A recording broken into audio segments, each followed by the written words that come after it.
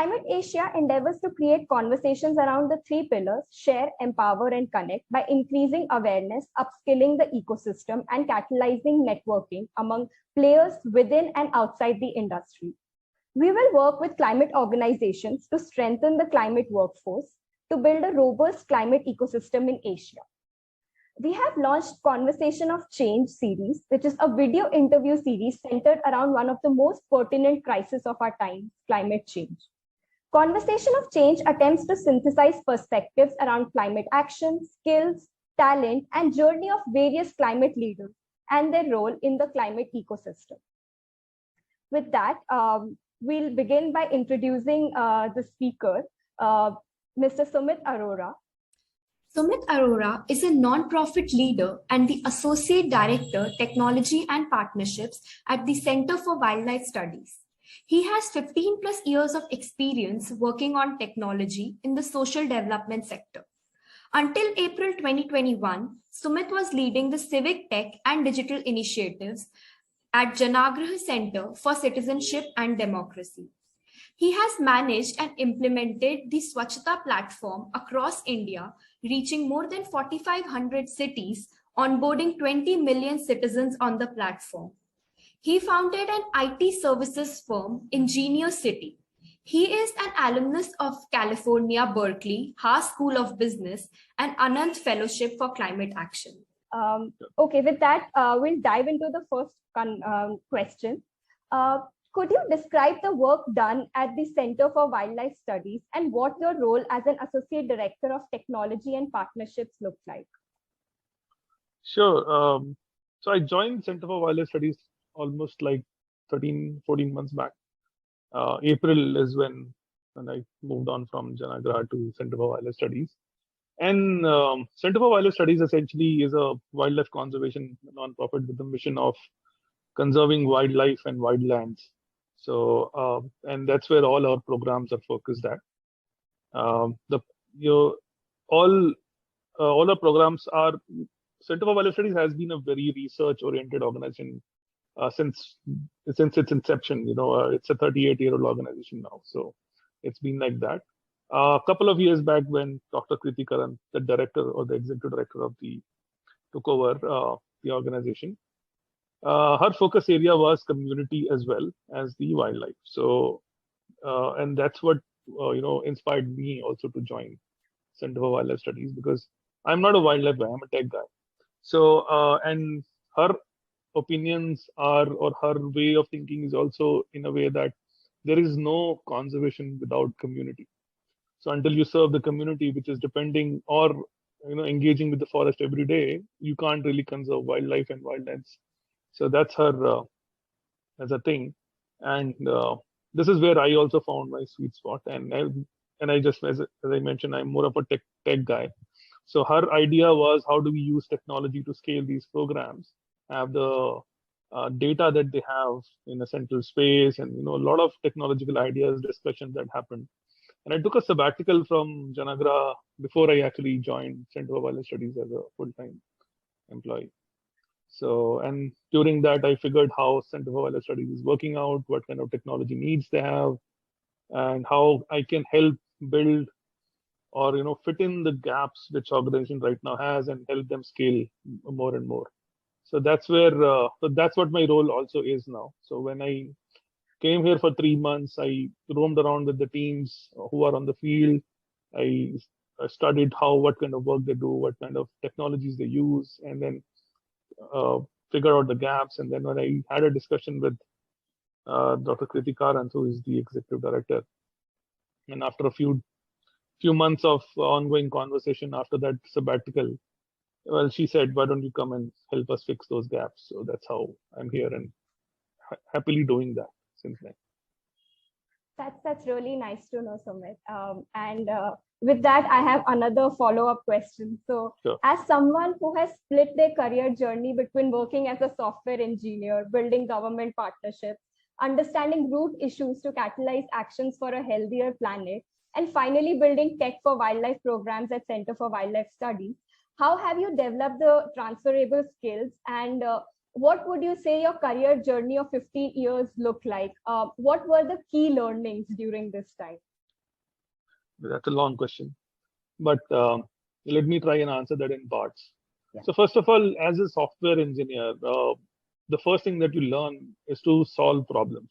Right? Any engineer, not just a software engineer. That's the innate thing that you learn while you are studying engineering, and then you either become very focused on what kind of problems you're solving, like either in software or in mechanical or in civil or whatever kind of engineering you are in, or you start looking problems from the outside world, saying, okay, how I can fit different things in solving this problem, which is of a world problem. So either I can go core into technology, or I can go outside the technology and see how whatever the technology, because I understand technology, and then how I fit the technology to solve other problems. So that other side of it is where I am. So I've spent a lot of my career initially in doing research, in technological research, building softwares and all of that. And then when I started learning more skills, which are more worldly skill, where I can help and talk to people, understand their problems, and then see what is it that technology can help solve it, and how technology can actually become that bridge for them to, or stepping stone for them to scale up. So that's where my understanding has been, and that's how I've been working. So when I started my company, I worked with a lot of different kind of organizations, shipping companies, educational institutions, people who are self-employed by running their own small businesses like yoga centers. So all of them have different problems, but then how can technology solve them? So that's what I have been doing all my career after my initial years of being a core hardcore software engineer. And that is what brought me into the social sector as well. When I saw there are a lot of problems, the bigger problems to solve are being solved by the development sector, the non-profits, the NGOs of the world.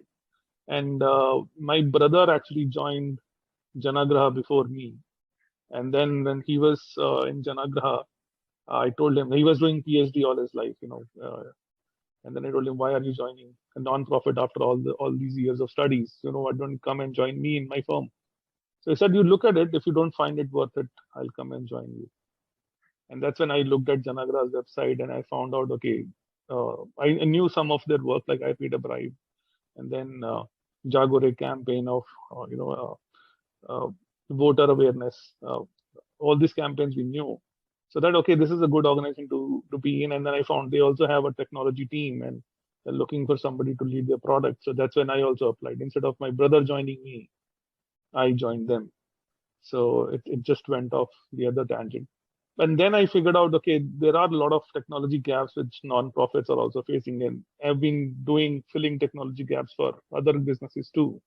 So I thought this is a good place for me to be and help non-profits, work their way out for technology space as well. So that's where so when you talk about transferable skills, I think it depends on person to person. For me, it was more of a problem solver. How do you see world's problems and then fit them in a way that you can, divide in certain ways and figure out what is out of those parts can be fixed by technology, and what are the other things needed. So when you talk about building government partnerships, that was also because of technology adoption and how we make sure we build partnerships so that they help technology adoption by the governments as well as citizens. So that has been the way I've been working around. So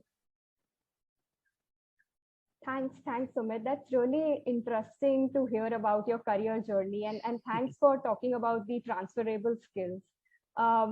With that, I also have another question. So what, according to you, are the various challenges that climate organizations face in attracting and retaining talent?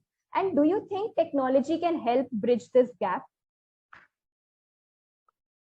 Well, I'll take a more overarching view on this. I think the issue is not just with climate organizations. The issue is with the development sector as a whole. And I think Climate Asia and Earth and Together have been working around that.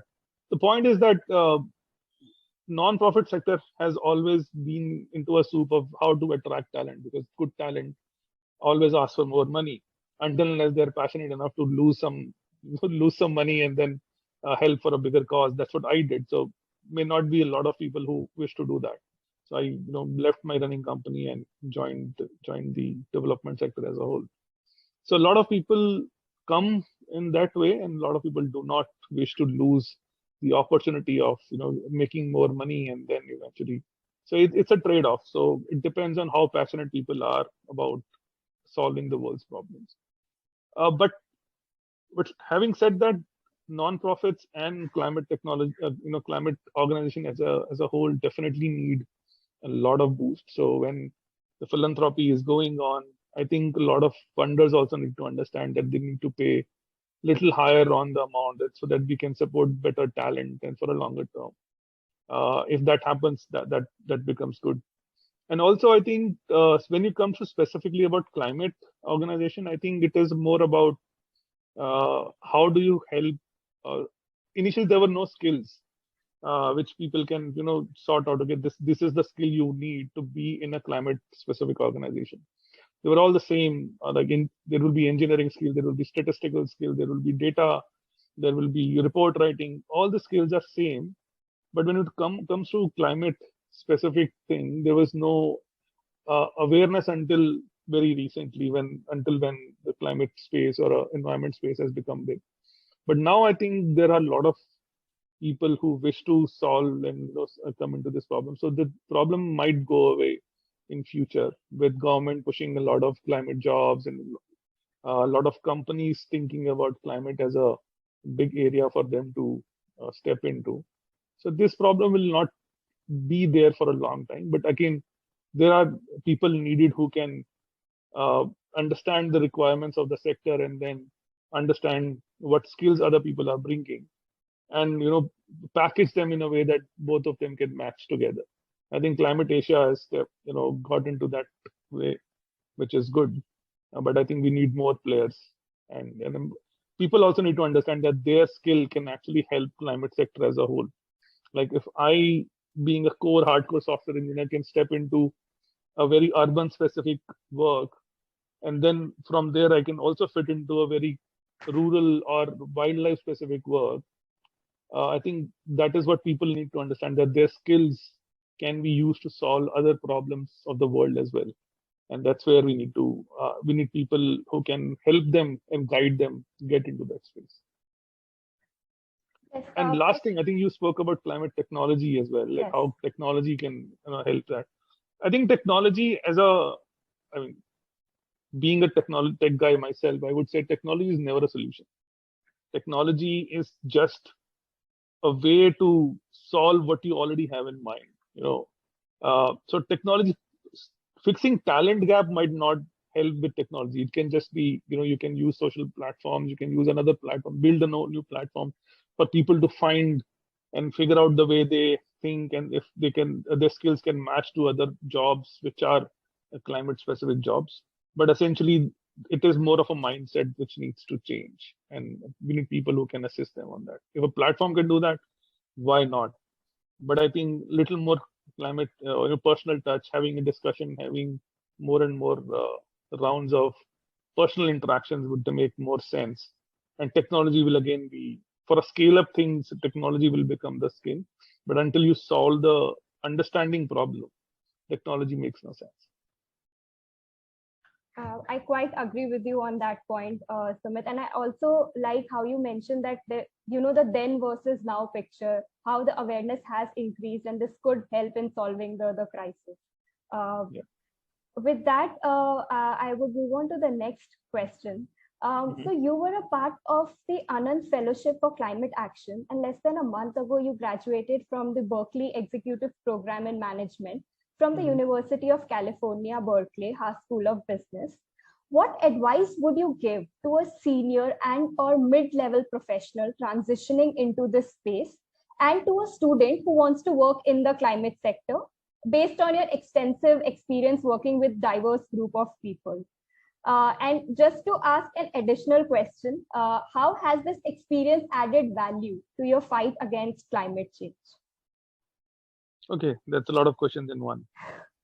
So yeah, I mean, the first advice is keep learning, because keep sharpening your skills. And when I say Anand Fellowship for Climate Action gave me an overview of how the climate space really looks like and what are the kind of solutions people are working in and how real is this problem.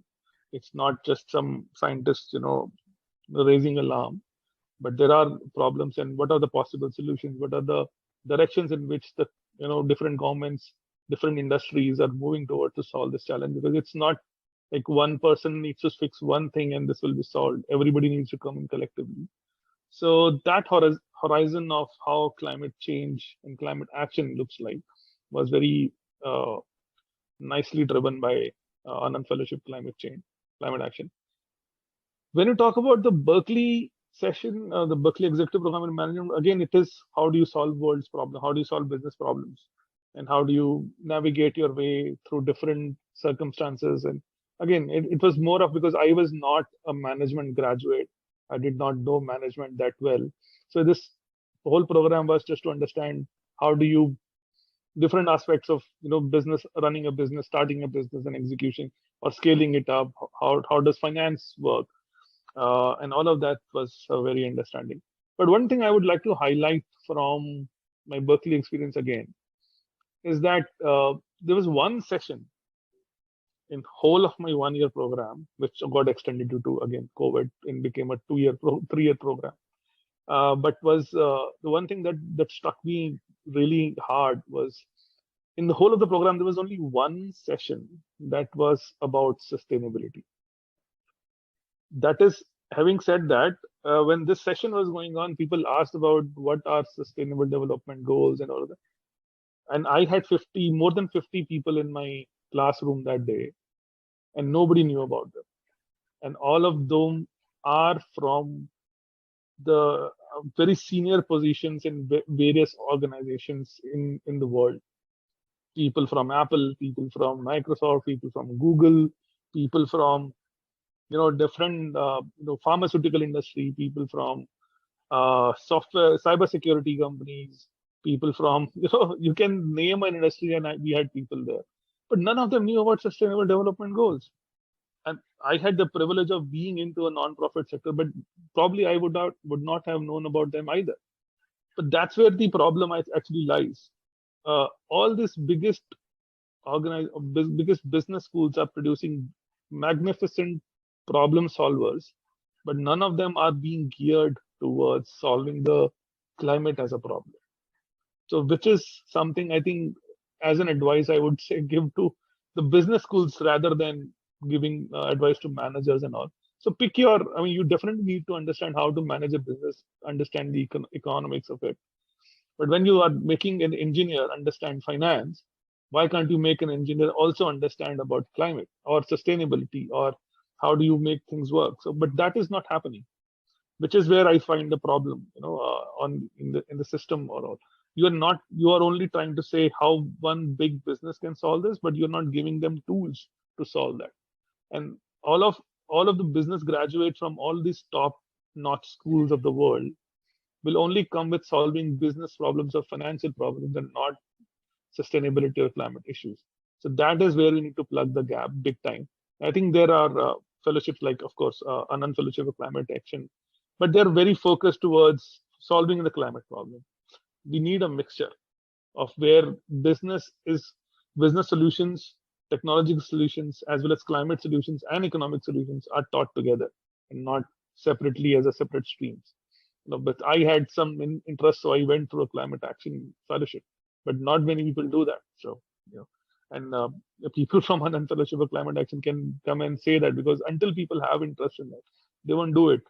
No engineer has interest in finance, understanding finance as well, but you still feed him or her that thing. Why don't you feed sustainability also to them? So that's one thing that we need to fix.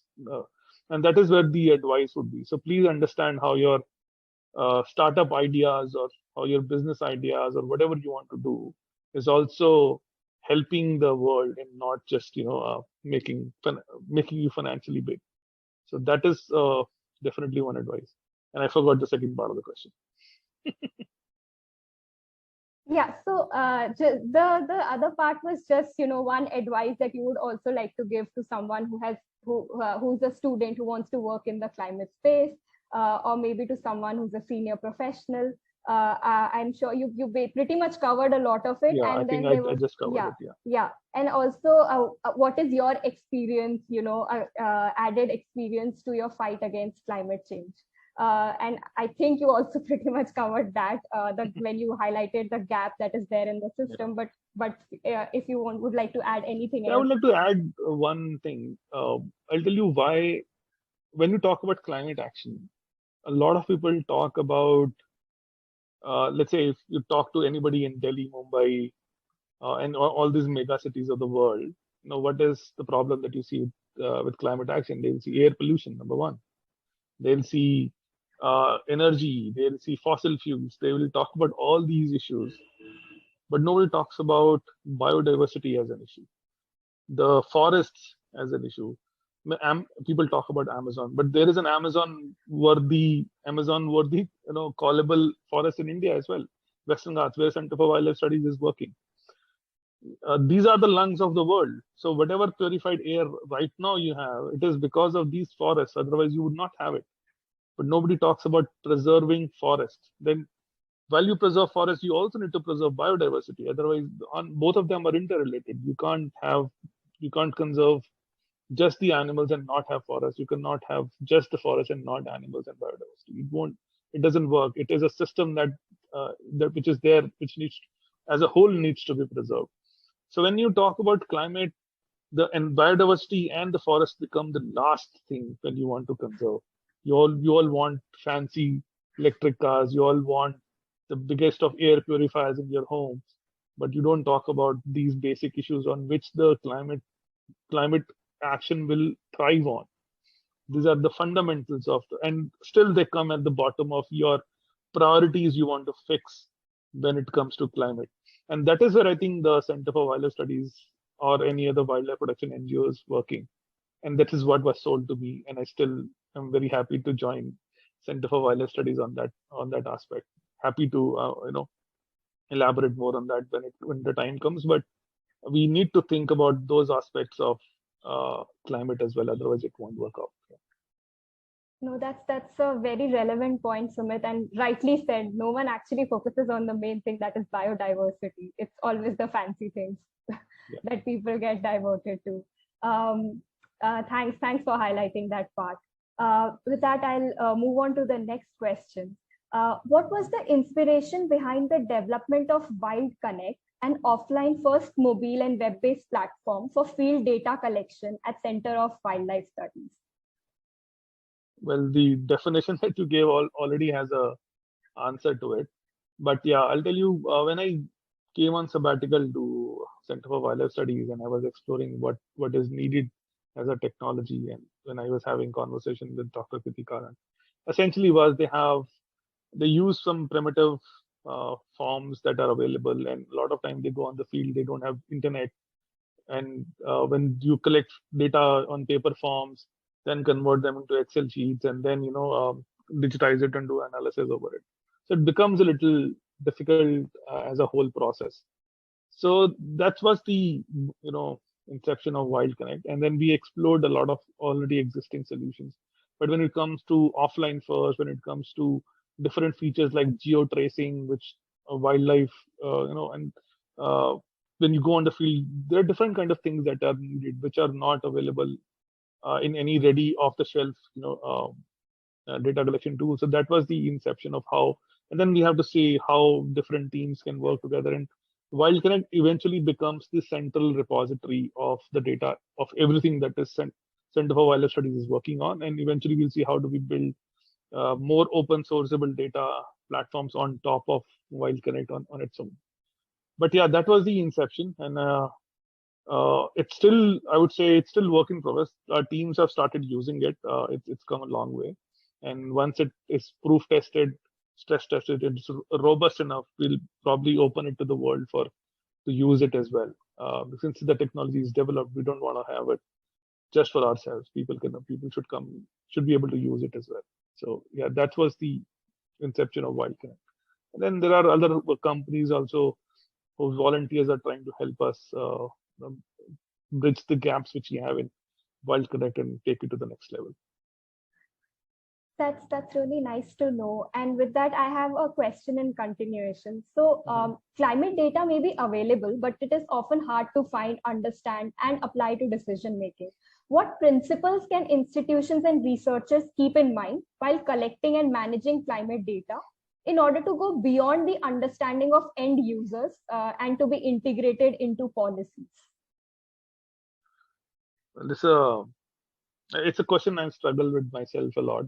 The point I would make here is that a lot of researchers do not wish to share the data. They would share a synthesis of this data, but not the data itself. And I mean, they're right in that sense that they worked hard to get this data and they have the full right of it and all of that. But when we talk about solving the world's biggest issues, it cannot be done with everybody doing the researches separately. You should be able to relay, ride on each other's data and figure out. Maybe I found some insights from my research, but somebody else would see those things from a different perspective and drive different insights out of it. So my thing would be, of course, an open data portal like India is trying to develop a lot of them now. Definitely for climate data, if one of those open data platforms can also have climate data, different climate data, and then run. Everybody should be able to access it. You can have certain restrictions on what kind of data one person can have access to, but of course, open data has to be there, and we have to be able to share the data, and there have to be platforms to do that. Thanks, Sumit, for mentioning that point. That's pretty relevant. So moving on to the next question. Janaagraha Centre for Citizenship and Democracy built and managed the Swachhata Platform for the Ministry of Housing and Urban Affairs and Swachh Bharat Mission Urban 2.0 based on the I Change My City platform. 1.7 crore citizens registered from more than 3,500 cities in India. iChangeMyCity.com was the winner of the prestigious Google Global Impact Award India 2030. So how did the idea of actively engaging the public on civic issues flourish into an award-winning platform that has heavily impacted India's civic participation? Okay, so the platform existed before I joined Janaagraha. So that is one thing why I joined Janaagraha as well, because they were trying to do things on technology, and which excited me as well. And so I would not say that I built this platform. This was already existing, and it was transitioning into something new, which definitely I helped get done. And then I Changed My City as a solution became the backbone of Swachh Bharat's Swachhata app as well. And again, correction in data numbers, I don't know the latest, but when I left, it was more than 2 crores as a users, and all 4,500 cities in the world, or in India, were this app is live in. So yeah, so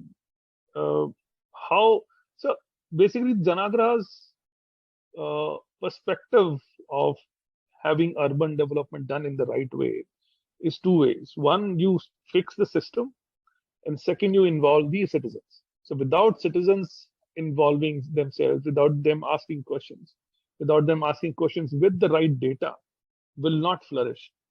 So, and if there are no hand-holding between the government and what are the citizens asking for, you don't know what is the quality of life issue you will be solving. So I Change My City was this gap, bridging the gap between government and the citizens by giving citizens all the data that, what quality of life data is available, like how walkable is your road, how drivable is your road, or how walkable is your footpath, and then how visible is the light in the nights. So these are small things that were available. If you want to see how safe a neighborhood, you don't know how to find it. You just go with word of mouth. But this is the platform where you can see some index. How good is that particular neighborhood, considering what kind of roads are there, what kind of lights are there, what kind of other facilities that are available, how many hospitals are there, how many schools are there. So you can actually use that platform to figure out, if I want to live in this community, what services are available and at what standard. And if they're not, you can actually raise issues on the same platform, which reach the government officials in the right form. Because for you to know, okay, this street light needs to be fixed, which department do I need to go to? Is it the road maintenance department? Is it the electrical department, or is it some other department? We don't know. We as the citizens are not into that system enough to find out, okay, this problem needs to be solved by this system. If you don't know it, you will just keep going around from one department to other department, and you don't know how to fix it.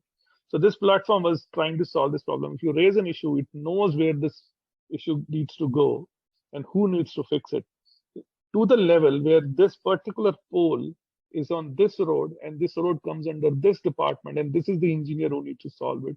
That was the level of detail this platform was going into. And that we proudly say that we were able to fix that system in a way that within a few seconds of time of you raising an issue, it could reach a citizen, or it could reach the officer who needs to solve it, and he could mobilize within 12 to 24 hours based on the service level agreement. Then they would solve it. So that was the level it went into.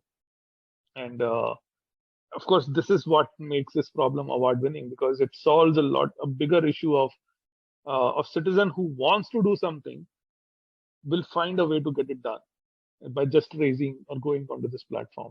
And then Janaagraha's other initiatives of having run ward committees, engaging citizens into active dialogue with the government officials, not just by word of mouth, but also with data. That was, I think, that is still, I think, Janaagraha's strength, and they're still carrying on the torch with that. I mean, this is what I know from a year ago, but I think because they are true to their sense of solving the problem in the right way, so I think they still continue the same thing. Thanks, Sumit, on highlighting this part. It's really interesting to know about the work done on this platform, and as you rightly said, that's why this award rightly goes to them. Moving on to the last question of this session. So you are engaged in podcasts, are a climate reality leader, are engaged in meditation practice, and consult various organizations. How do you achieve the work-life balance amongst your many commitments? I mean, it's not hard.